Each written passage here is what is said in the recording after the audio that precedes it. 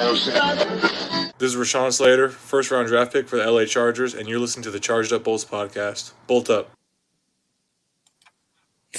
Hello and welcome to the Charged Up Bolts podcast. We bring you on this podcast the hottest takes around. We preview and review every game, and this week we're bringing you a special YouTube episode, especially for the upcoming Eagles game. Have I pronounced that right, John? Eagles. The Eagles. Yins don't know what you're talking about. No idea. Water. So we're playing water. the Eagles this week. Water. I can't do it. I'm not even going to try to do it. It'll end up being Welsh. I've spent a lot of time in Philly for work, and I know some peeps out there, and they'd be mad at me if I didn't pronounce yins and water. Some water. And the Eagles. Go Eagles. Go Eagles. Didn't that boxer come from Philadelphia? What's his name? Ricky Balboa. Oh, Rocky. Rocky Bell. Wow. All right. Sorry. We can't all be giant white ogres like you guys have. What's his name? I just watched him fight the other week. Fury, yeah. I don't like him. Best boxer in the history of the world. Oh man, that's bad. I wanted Wilder to win. We'll never hear the end of that knockout. Boxing. Look, back to topic. We're playing the Eagles this week. What is going on? Is this a boxing podcast all of a sudden? We're all losing our mind. It's a big night here in the UK. Excuse me for your explosions, viewers and listeners. We're not in Iraq or Afghanistan. 5th of November. But we have nothing to celebrate. We're coming off 2 disappointing defeats. The bubble around the fan base seems to have burst. Not really sure if we're the real deal or if we have major issues. And coming into the Eagles game, we're missing some significant pieces. Herbert comes in with an injury designation in the weakness of his hand. We look like we're very much undermanned at cornerback with Asante Samuel Jr. and Michael Davis worryingly injured. And the Chargers look very thin. The depth is now exposed. But we face an Eagles team led by Mr. Jalen Hurts. I'm not particularly thinking this is a powerhouse of a franchise.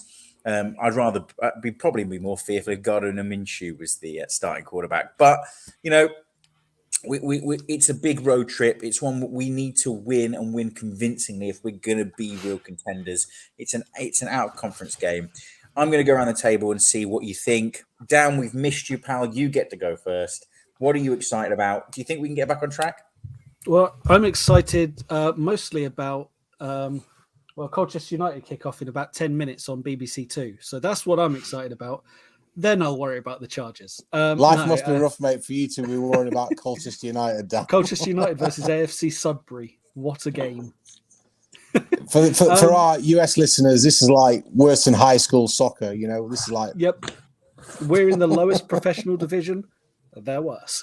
I think this game, I'm excited to see. I'm just excited to see if our defense can actually do something. I know we're not going to have the corners, but it's not like they've got superstar wide receivers.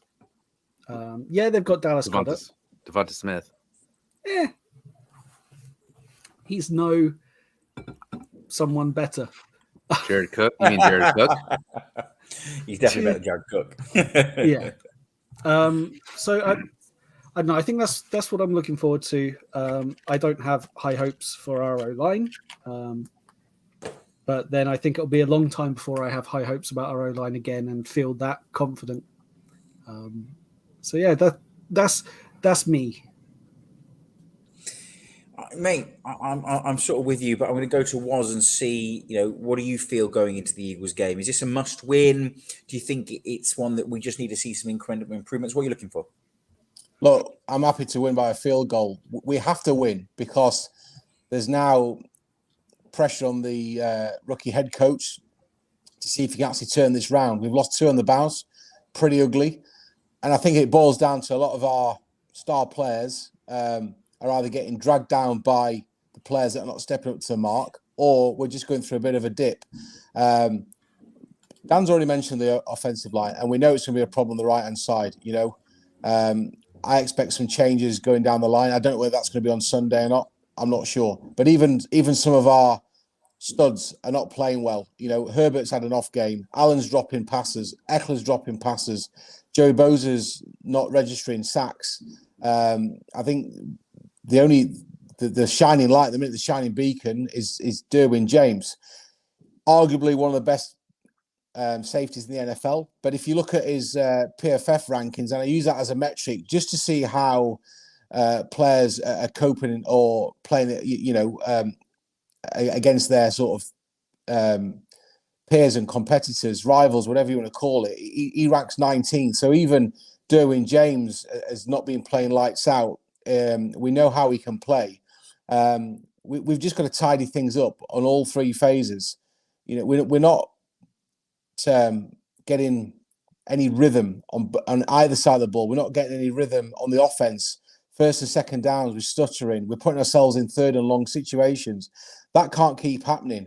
And we're now starting to see a regression in the fact that we're no longer being aggressive and taking chances in the fourth down situations like we saw at 4-1. And yes, we had every right to get excited at 4-1 because this was a very different Chargers team.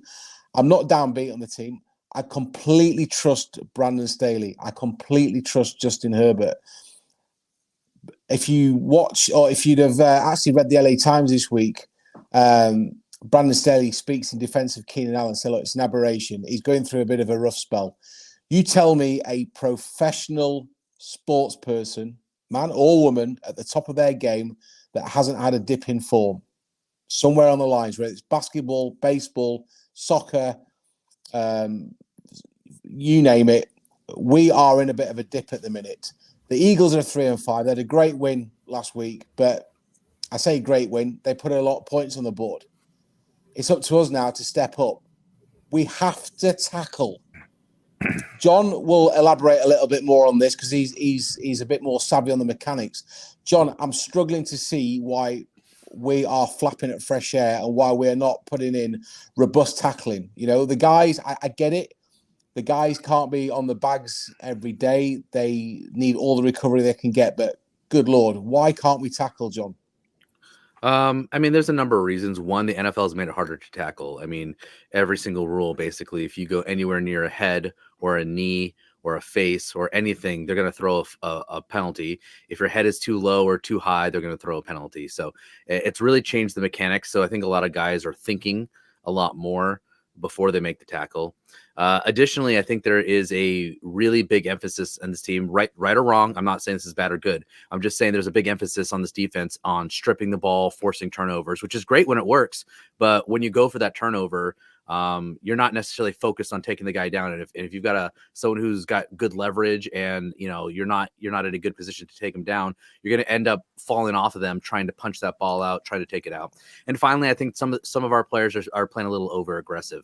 I think some of them are finding themselves either at a precarious position or out of position, and they're trying to quickly make up for that by going full speed at the runner. And well, all it takes is when you're going full speed in one direction, you don't have the ability to kind of make a quick adjustment if he cuts, turns, twirls, whatever. So I think you get a lot of the guys who are kind of coming in full speed and basically they're missing because all it takes is one move and change of direction and the guy misses them. So I think there's a lot of issues going wrong. I don't necessarily think it's a fundamental problem. I just think part of it is just kind of some guys are out of position. Part of it might be that they're still getting used to this defense and where they're supposed to be and who's supposed to be covering where.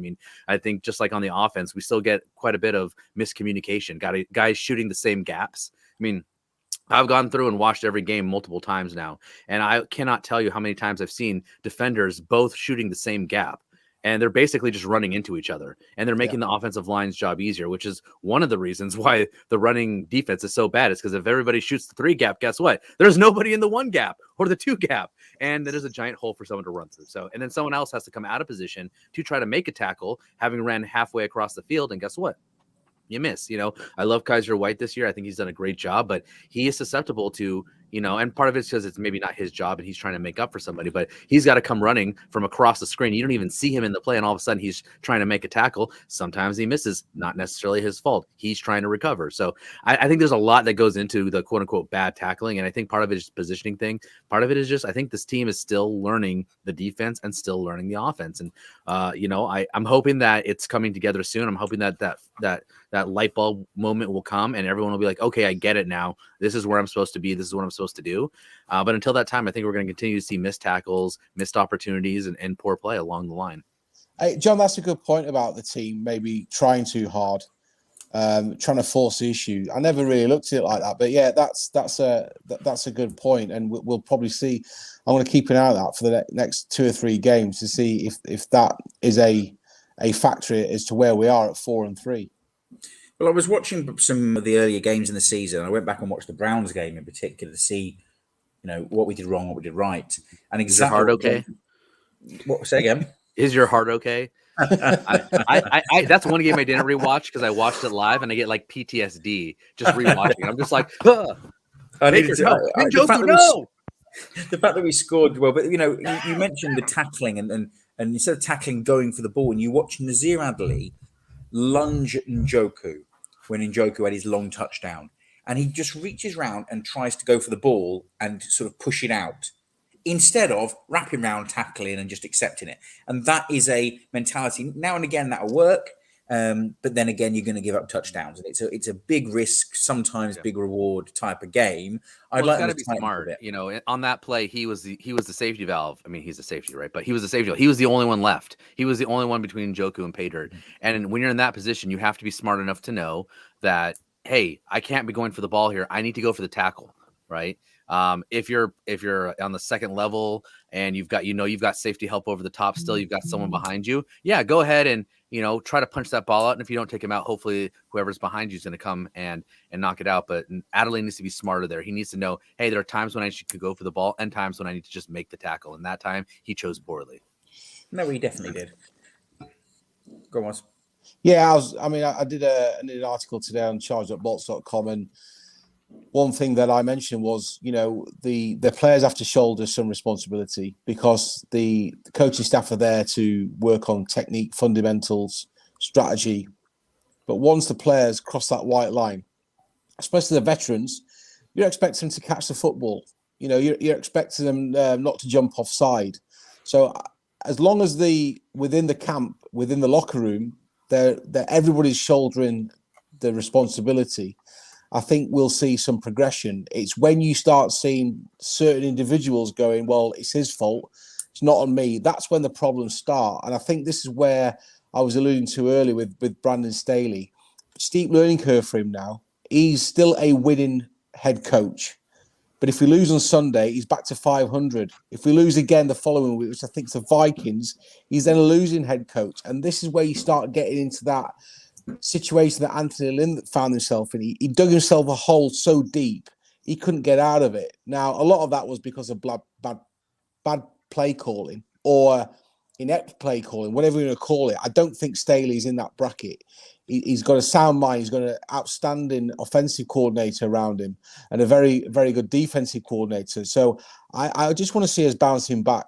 An ugly win is a win. I just want to see us get a bit of momentum back.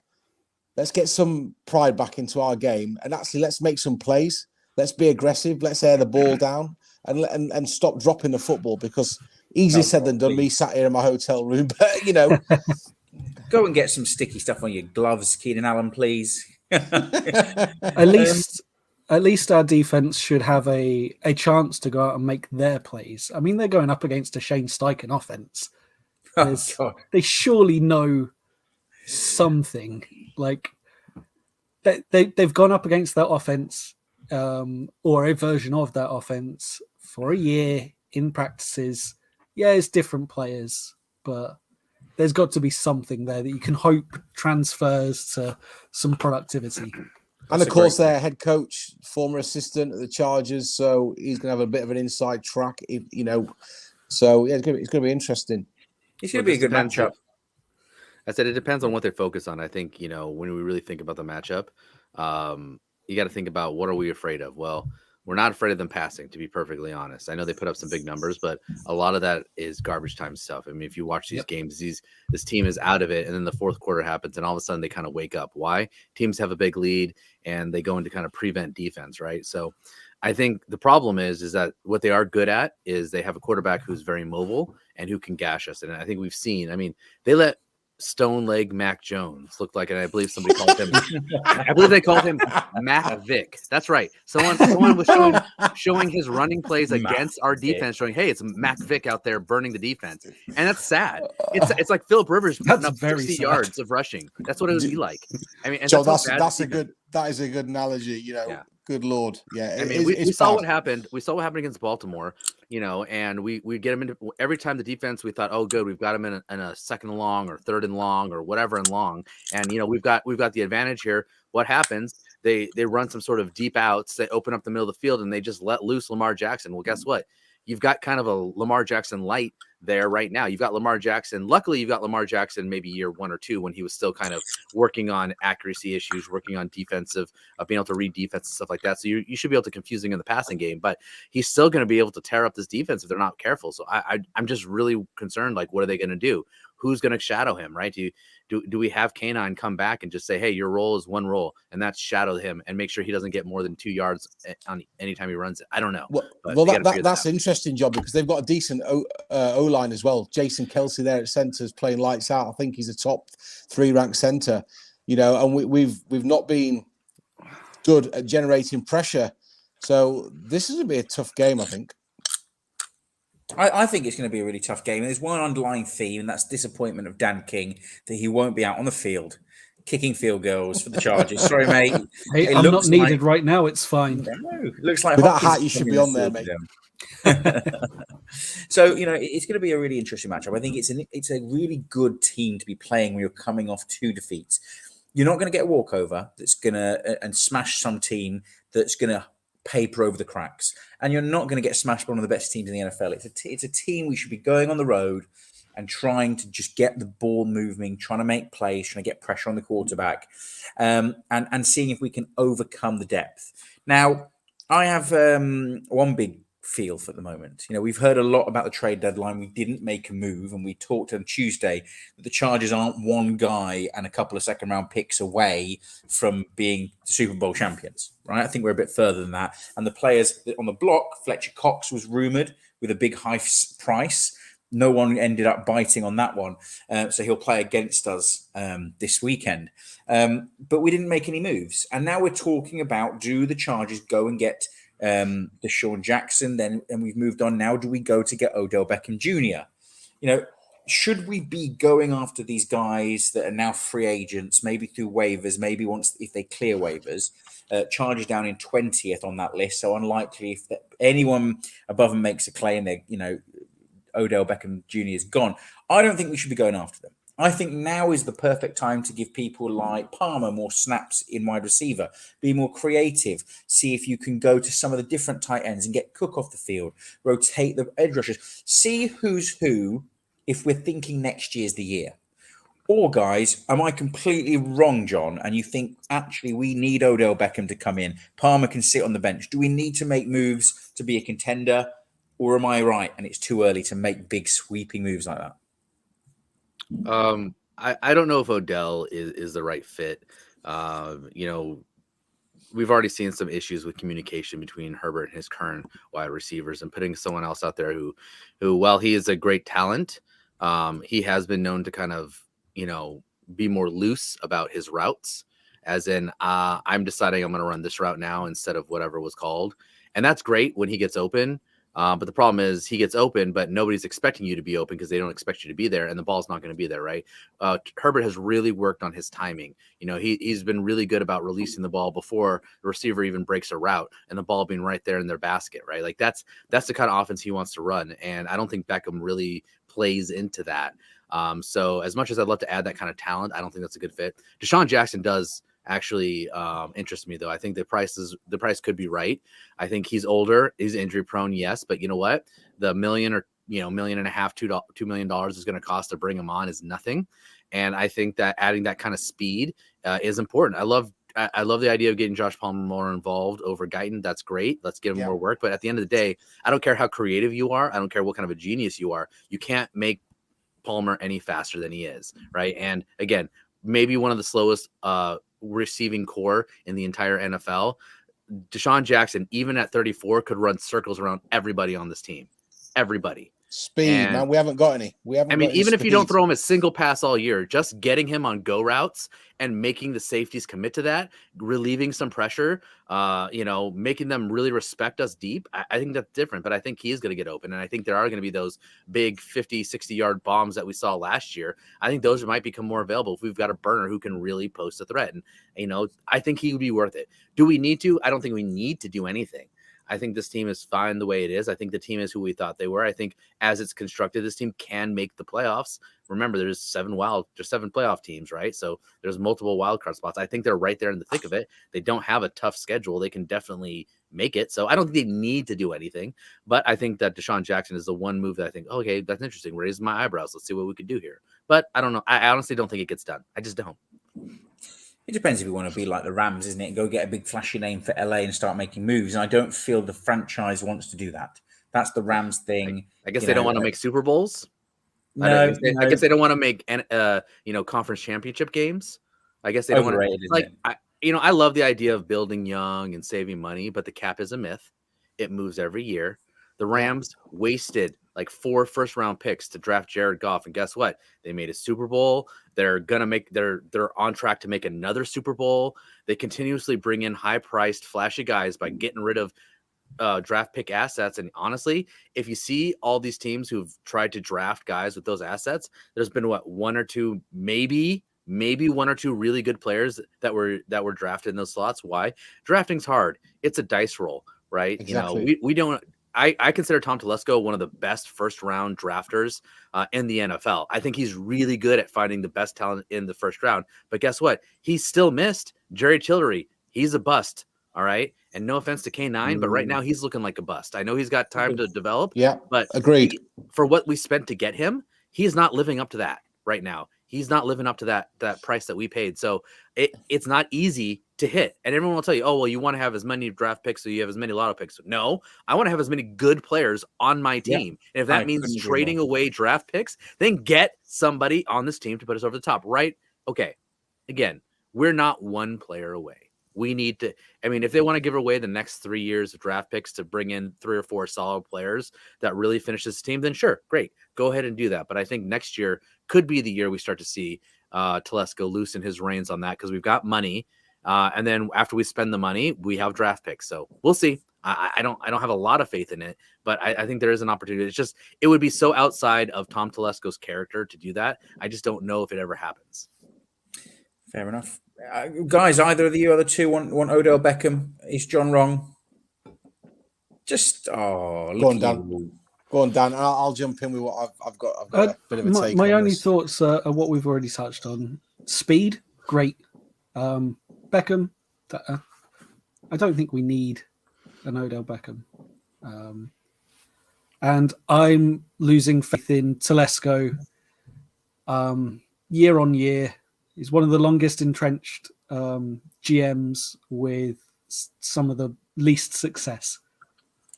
So that's where I'm at with Telesco. I need to see something fiery take. Telesco on the chopping block from Dan there. Well, I did the stats a year ago, and he was definitely in the longest serving GMs, and he didn't have the best record to show for it. But we kind of just go, well, he picks good players. So it's kind of just carried on.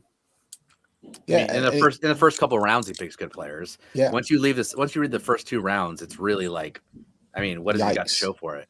He's probably got more undrafted free agent hits than he does actual draft picks. Yeah, outside of the first 2 rounds.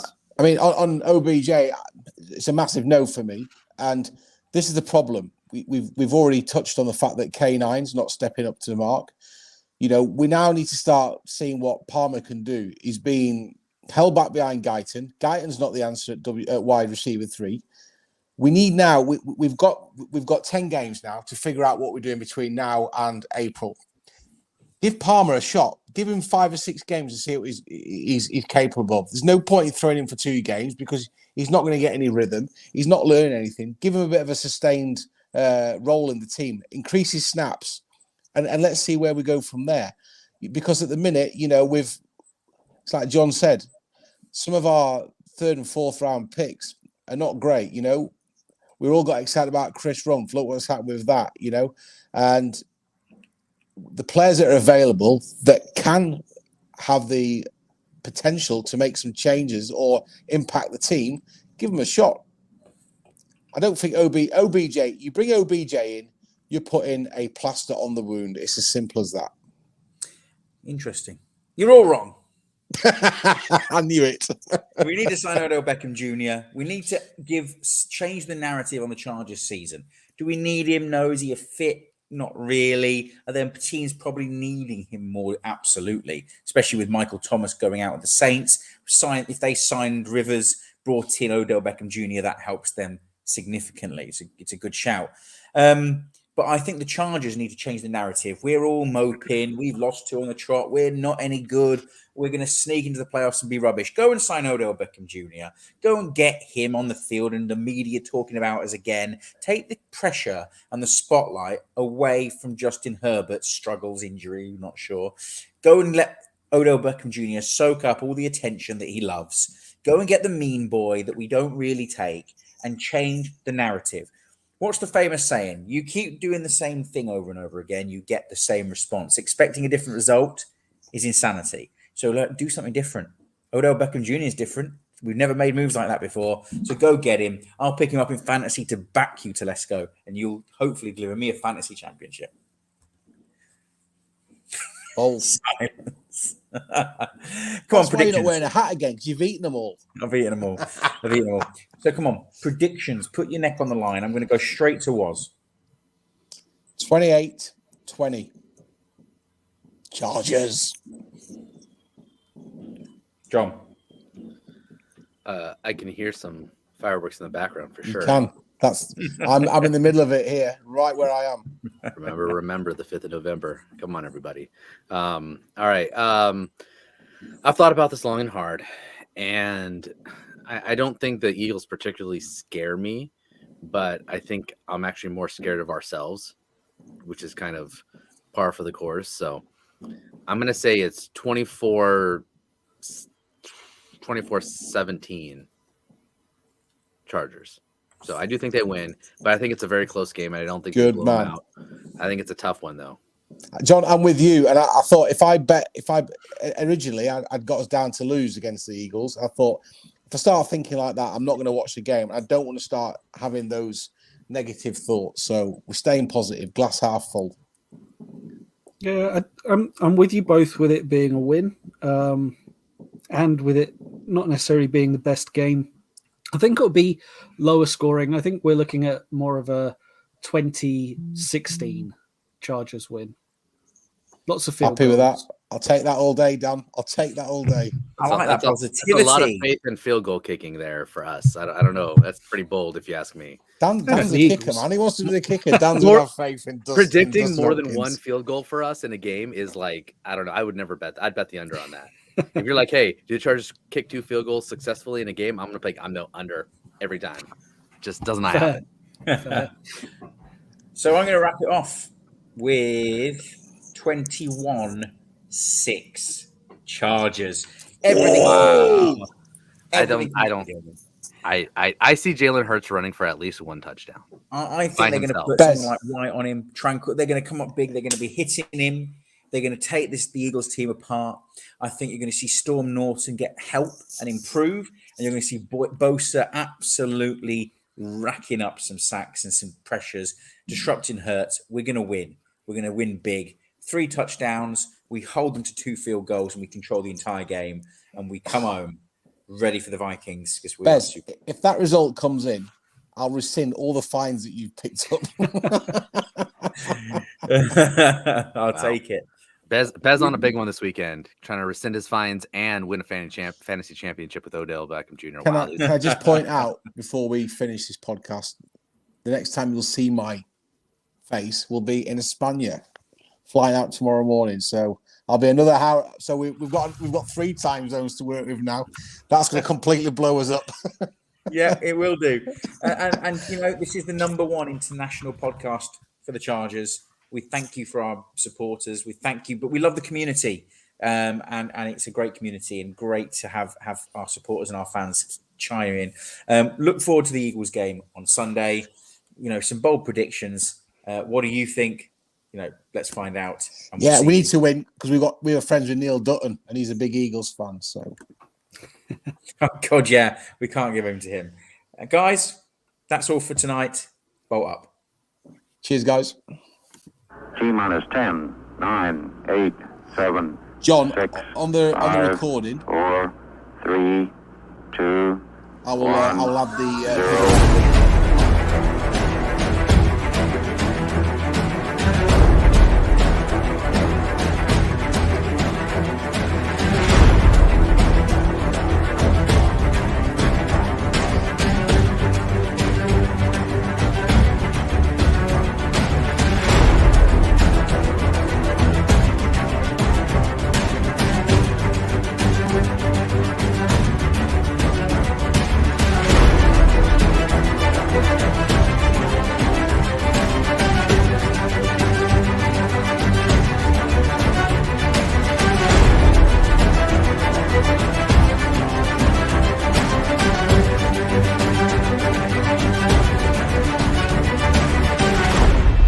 Here's what's coming up this